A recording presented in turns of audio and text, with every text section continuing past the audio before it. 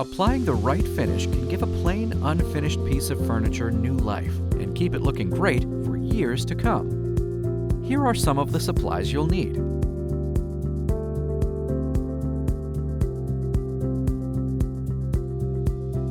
There are several types of interior wood finishes to choose from, and each offers a unique look and level of protection.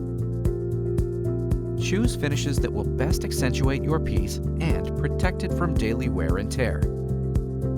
Your first step, once you've selected a finish, is to sand the piece thoroughly.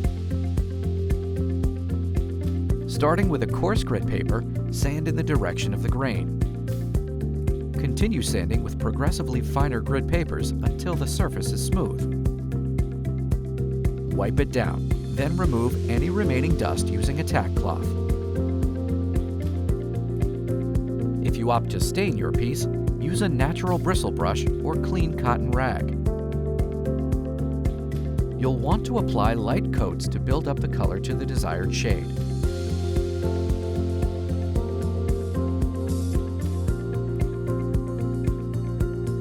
Then, let the wood dry completely before moving on.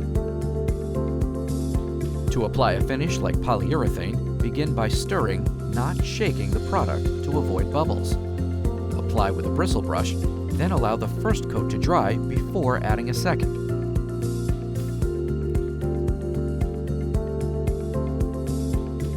If needed, lightly sand between coats to eliminate imperfections, then remove dust with a tack cloth.